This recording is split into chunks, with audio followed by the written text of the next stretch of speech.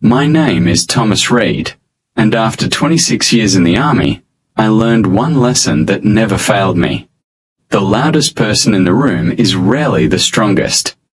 I was 62 years old and happily retired. My wife and I lived in a quiet town outside Nashville. We weren't rich, but we had everything we needed.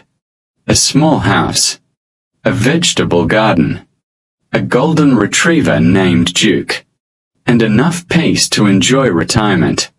Every Friday morning, I followed the same routine. Coffee, walk the dog, then a trip to Miller's grocery for the week shopping. Nothing exciting ever happened there. Until one Friday changed everything. The grocery store was unusually busy.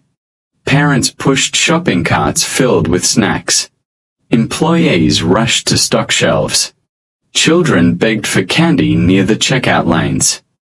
I grabbed a few essentials: bread, milk, coffee, fresh vegetables. Nothing unusual. As I headed toward checkout lane 4, I noticed only 2 registers were open. The line stretched halfway through the store. Nobody seemed upset. Everyone waited patiently. Everyone except one woman. She stood near the front of the line wearing designer sunglasses, expensive jewelry, and carrying a purse that probably cost more than my monthly grocery bill. She checked her watch every few seconds, then sighed loudly. Again. And again. Finally, she slammed her shopping basket onto the floor. The entire store became quiet. A young cashier looked nervous. "I'm sorry, Mum. We're a little short-staffed today." "I don't care."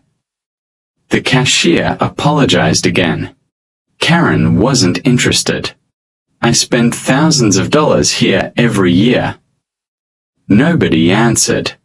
She looked around, clearly hoping someone would support her. Nobody did.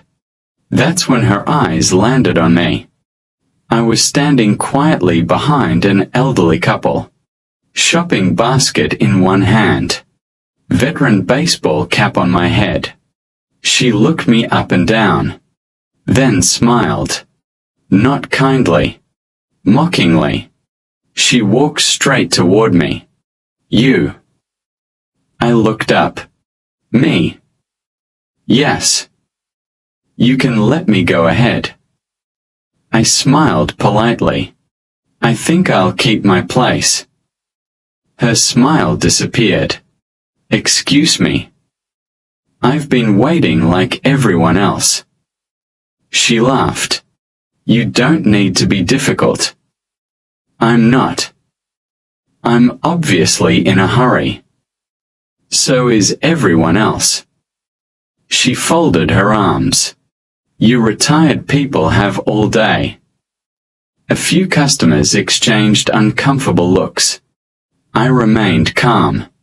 "I still have plans." Karen rolled her eyes. "What plans?" I shrugged. "My life." Karen didn't.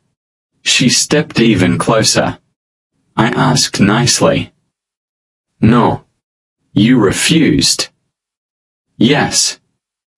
I can't believe this. Neither could I. Because someone believed the world should stop simply because they were impatient. The cashier looked terrified. Other employees pretended not to notice. Nobody wanted to become Karen's next target. Unfortunately, someone already had. The young cashier accidentally scanned one item twice. It was an honest mistake. Karen exploded.